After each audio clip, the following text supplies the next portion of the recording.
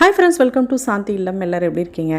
சாந்தி இல்லம் சேனலில் இன்றைக்கி என்ன ரெசிபி பார்க்க போகிறோன்னு பார்த்தீங்கன்னா, சப்பாத்தி, பூரி, இட்லி, தோசை இதோடலாம் வச்சு சாப்பிட்றதுக்கு இந்த கிரேவி வந்து ரொம்ப நாட்டகாசமாக இருக்குங்க. ராஜ்மா வச்சு நம்ம மசாலா ரெசிபி வந்து பண்ண போகிறோம். கொஞ்சம் டிஃப்ரெண்ட் ஸ்டைலில் இந்த ரெசிபி வந்து பண்ண போகிறாங்க. ரொம்ப அட்டகாசமாக இருக்கும். ஒயிட் ரைஸோட கூட சேர்த்து சாப்பிட்றதுக்கு ரொம்ப அட்டகாசமாக இருக்கும். வாங்க எப்படி பண்ணுறதுன்னு வீடியோக்குள்ளே போய் பார்க்கலாம். ரொம்ப சிம்பிளாக குயிக்காக அந்த ரெசிபி பண்ணிடலாம். ஒரு கடாயில் கொஞ்சமாக நல்லெண்ணெய் அல்லது கடலெண்ணெய் சேர்த்துக்கலாங்க. இந்த பொருட்கள்லாம் நம்ம ஃபஸ்ட்டு எல்லாத்தையும் வதக்கிட்டு நல்லா அரைச்சிக்க போகிறோம். ஒரு 4 துண்டு பட்டை, ஒரு 5-6 கிராம்பு சேர்த்துக்கலாங்க. சேர்த்துட்டு ஒவ்வொரு பொருட்களாக நம்ம வந்து வதக்கி சேர்த்து நம்ம எல்லாத்தையும் நல்லா ஆறின பிறகு மிக்ஸி ஜாரில் அரைச்சிக்கலாம். இப்போ 1 ஸ்பூன் அளவுக்கு ஜீரகம், 1 ஸ்பூன் அளவுக்கு சோம்பு சேர்த்துக்கலாம், 1/4 ஸ்பூன் அளவுக்கு மிளகு சேர்த்துக்கலாங்க. சேர்த்துட்டு லைட்டாக நல்லா வதக்கி விட்டுக்கோங்க. லைட்டாக சடான்னு பொரிஞ்சு வரும். அதுக்கு பிறகு நல்ல ஒரு பெரிய துண்டு இஞ்சி எடுத்துகிட்டு நல்லா அதையே குட்டி பீசஸாக கட் பண்ணிக்கலாம். பூண்டு வந்து ஒரு 5லேருந்து 6 பூண்டு பற்கள் அதையும் நம்ம வந்து ரெடி பண்ணி வச்சுக்கலாங்க. இது நல்லா சோம்பு ஜீரகம் நல்லா கலர் சேஞ்ச் ஆகி வந்ததுக்கப்புறமா நம்ம வந்து இப்போ இஞ்சியும் பூண்டையும் சேர்த்துக்கலாம். சேர்த்துட்டு அதையும் நல்லா வந்து வதக்கி விட்டுக்கலாம். அதுவும் லைட்டாக பூண்டு இஞ்சிலாம் கொஞ்சம் கலர் சேஞ்ச் ஆகி வர அளவுக்கு நல்லா வதக்கிக்கலாங்க. நல்லா அப்போ தான் அந்த பச்சை வாசம் இல்லாமல் இருக்கும். 2 பச்சை மிளகா இருந்தால் நம்ம பச்சை மிளகா சேர்த்துக்கோங்க. அப்படி இல்லைனா காய்ந்த மிளகா சேர்த்துக்கலாம். நல்லா காரசாரமாக சாப்பிட்ணுன்னு சொன்னால் கூட வேணால் நம்ம வந்து நீங்கள் மிளகா வற்றல் ஏதாவது சேர்த்துக்கோங்க.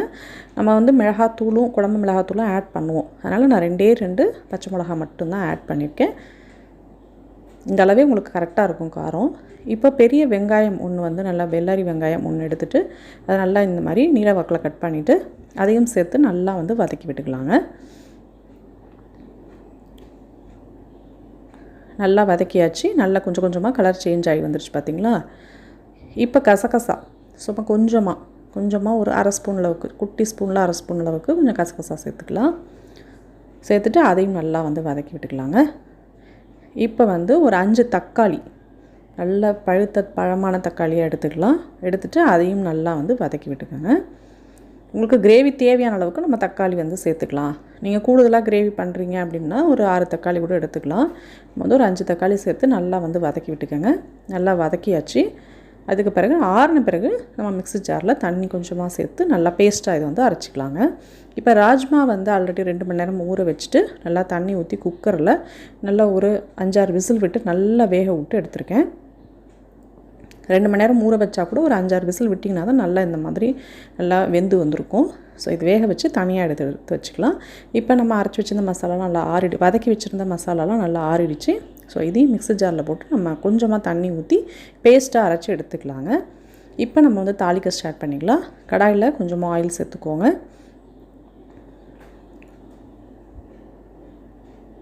நெய் அல்லது பட்டர் எதுனா ஒன்று 1 ஸ்பூன் அளவுக்கு நம்ம வந்து சேர்த்துக்கலாம். நான் வந்து நெய் வந்து 1 ஸ்பூன் அளவுக்கு சேர்த்துருக்கேன். நீங்கள் வந்து பட்டர் வேணும்னாலும் பட்டர் கூட சேர்த்துக்கலாம். ஆயிலுக்கு பதிலாக நம்ம வந்து தாராளமாக பட்டர் அல்லது நெய் மட்டுமே கூட சேர்த்து பண்ணலாம். நான் கொஞ்சம் ஆயிலும் கொஞ்சம் நெய்யும் சேர்த்துருக்கேன். சோம்பு வந்து ஒரு 2 ஸ்பூன் அளவுக்கு சோம்பு சேர்த்துக்கலாங்க. இப்போ நம்ம ஆல்ரெடி பட்டை கிராம்பு எல்லாம் வதக்கி அதிலே வந்து அரைச்சிருக்கோம். அதனால் திருப்பி அது போடணும்னு அவசியம் இல்லை. சோம்பு மட்டும் போட்டு தாளிச்சிக்கலாம். 2 பிரியாணி எல்லாம் சேர்த்துக்கலாம்.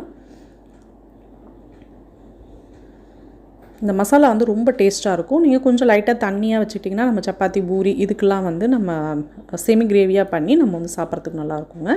நல்லா அந்த தண்ணியெல்லாம் வற்ற விட்டு மசாலா எடுத்துட்டோம் நம்ம சைட் டிஷ்ஷாக சாம்பார் சாதம், வெஜிடபிள் பிரியாணி இது கூட சைட் டிஷ்ஷாக வச்சு சாப்பிட்றதுக்கும் சூப்பராக இருக்கும். இப்போ நம்ம அரைச்சி வச்சுருந்த பேஸ்ட் நம்ம வதக்கி அரைச்சி வச்சுருந்த பேஸ்ட்டையும் இதிலே வந்து சேர்த்துட்டாச்சுங்க. லைட்டாக ஒரு கொதிக்க விட்டுக்கலாம். நல்லா எல்லாத்தையும் நல்லா கொஞ்சம் வதக்கி விட்டுக்கோங்க. ஆல்ரெடி எல்லாம் வதக்கிட்டோம். அது ரொம்ப நேரம் வதக்கணும்னு அவசியம் இல்லை. ஜஸ்ட் ஒரு 5 மினிட்ஸ் கழித்து நம்ம அப்போ கிரேவிக்கு தேவையான அளவுக்கு தண்ணி கொஞ்சம் ஆட் பண்ணிக்கலாம்.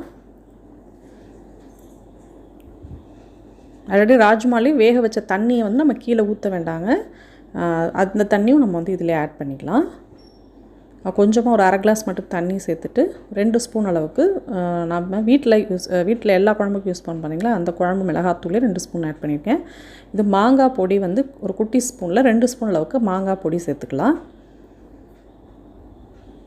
மாங்காய் பொடி இருக்குன்னா சேர்த்துக்கலாம். அப்படி இல்லைன்னா தேவையில்லை. இதுவும் ஜஸ்ட்டு புளிப்புக்காக தான் போடுறோம். தக்காளி ஆல்ரெடி போட்டிருக்கோம்.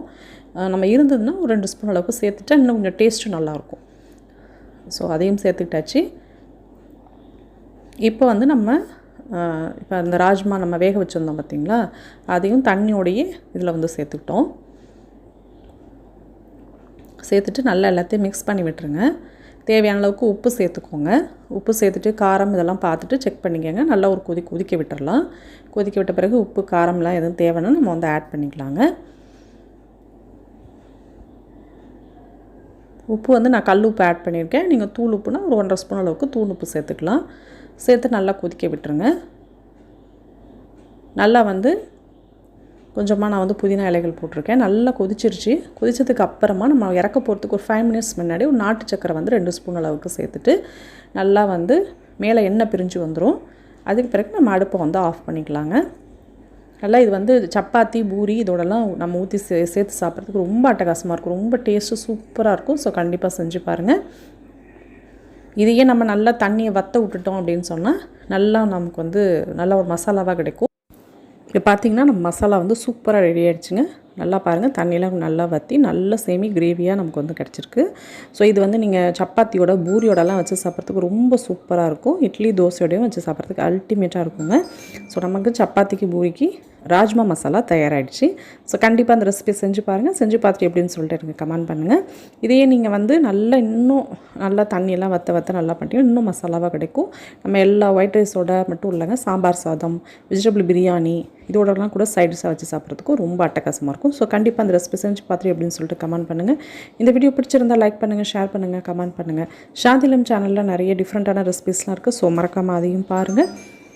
ப்ளீஸ் சப்ஸ்கிரைப் சாந்திலம் சேனல். நெக்ஸ்ட் ஒரு நல்ல ரெசிபியோட நான் வந்து மீட் பண்ணுறேன். தேங்க்ஸ் ஃபார் வாட்சிங். பாய்.